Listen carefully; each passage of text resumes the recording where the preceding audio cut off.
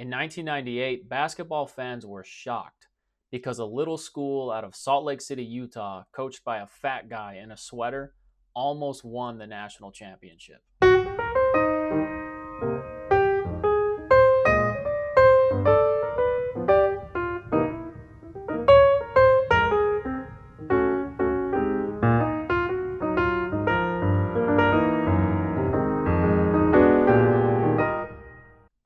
Good afternoon, everyone. Welcome to Read the Right Thing Book Reviews. I'm Eric. Thanks so much for watching. Today, I'm going to be reviewing My Life on a Napkin by Rick Majerus and Gene Wojciechowski. Rick Majerus was a college basketball coach for Marquette, Ball State, the University of Utah, and St. Louis University. He was also an ESPN analyst in between the Utah and St. Louis jobs. Sadly, he passed away in 2012 from heart failure. He was 64. Gene Wojciechowski is an American sports writer. He worked for ESPN the magazine, and he co-authored books including the autobiographies of Bill Walton, Jerome Bettis, and Reggie Miller. In the 90s, Majerus coached the school from Little Salt Lake City, Utah, all the way to the championship game. During this decade, 4 of his players were drafted in the first round of the NBA draft. How did a slow, fat, unathletic kid from Wisconsin become one of the best college coaches of all time? This book shares a little insight into that story. I didn't even know this book existed until I found it in a used bookstore in Provo, Utah. This will be a quick review, but I wanted to get this out there in case there are any college basketball fans on my channel. This book was published in the year 2000, only a couple years after the Utes lost the championship game to Kentucky. The state of Utah is crazy about basketball. There's a gym in every church and a church on every street corner. But Utah doesn't always have the best talent or the best teams, especially when compared to states like California, North Carolina, and New York. But we're still crazy about our basketball. And every once in a while, BYU or Utah State or Utah will have a pretty good team that makes a run. Rick Majerus was raised in a suburb of Milwaukee to factory worker and civil rights activist parents. He's always loved sports and especially basketball. He was married for 2 years, but the love of his life was basketball. He would have coached whether he made $1 or $1 million. And even though this book isn't a literary masterpiece by any means, it is an inside look into a great basketball mind. Majerus is no Hemingway or Fitzgerald, although his descriptions of food were very entertaining, and he's always good for a funny one-liner.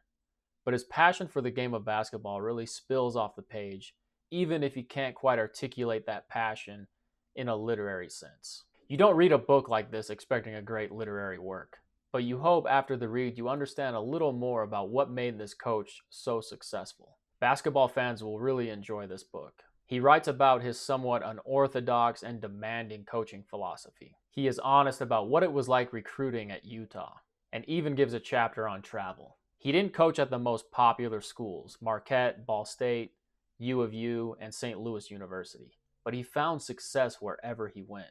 In 25 years of coaching, he only had 1 losing season. That's an amazing accomplishment. Some years you have really good players, some years you don't. But it takes a great coach to have that many winning seasons. The highlight and bulk of the book details the 1998 season and their March Madness run to the championship game.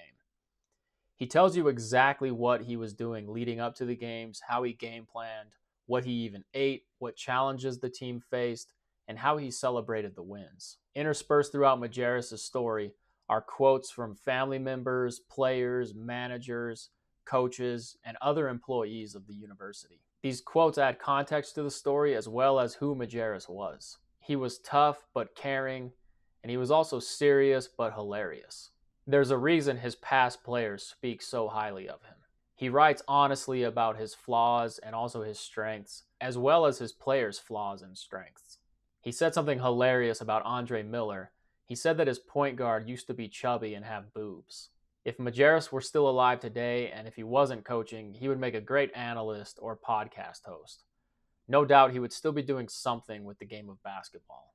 Here are some of my favorite Rick Majerus quotes, and some of these come from the book and some of them don't. Referring to Kentucky constantly beating Utah in the tournament, he said, "When I die, they might as well bury me on the finish line of Churchill Downs. That way they can run me over one more time." Or here's another Majerus quote. "Some guys smoke, some guys drink, some guys chase women. I'm a big barbecue sauce guy. I'm like the guy on The Odd Couple, and it's not the neat guy. I go into my room and find pieces of pizza under the laundry. And then obviously I love that quote where Rick Majerus is describing Andre Miller, and he talks about how he had a double or triple chin and boobs and how he was just this chubby guy. And it's hilarious considering that Miller ended up having a great NBA career. So if you like sports memoirs and if you like college basketball, I recommend you check this out. If you're looking for something a little more well written, then maybe you could just skip this or skim it. But Majerus is such a funny, interesting, idiosyncratic guy.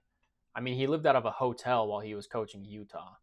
And there's so many other Majerus stories I didn't really get to, but I just wanted to give you a quick review of this book. I thought this book was definitely the right thing for me. I try to read more serious literary things, but also I like to mix in books like this that are easy to read, they're entertaining, and it offers insight into the past. It offers insight into what made this guy such a really good coach. So if you like college basketball or sports, it's definitely worth checking out. Here's a little section just from the first page. I still keep a basketball in the backseat of my Explorer. Habit, I guess. I'm the kid who stood on the fringes of the playground courts waiting to get picked, and waiting some more, until there was no one left but me. I'm the teenager who got cut from the high school team. I'm the guy who walked home heartbroken after being ignored in the CYO Open Gym Night games. I'm the college sophomore who got dumped from the team. I'm the 50-year-old University of Utah coach who would think about chucking it all if I could be the last guy on the Jazz bench. Just let me wear a uniform. Let me be part of the team. The thing with me is, I never belonged to something. I always wanted to be a player, but I was done in by forces beyond my control. Genetics and coaches who didn't understand that I would have done anything to play the game. I hope that gives you just a little taste of the passion that Rick Majerus had for college basketball. That was my review of My Life on a Napkin, and the full title is Pillow Mints, Playground Dreams, and Coaching the Running Utes. I hope you enjoyed this book review. If you've read this book or if you have a favorite Rick Majerus story, please let me know what that is in the comments. Thanks for tuning in, and as always, read the right thing.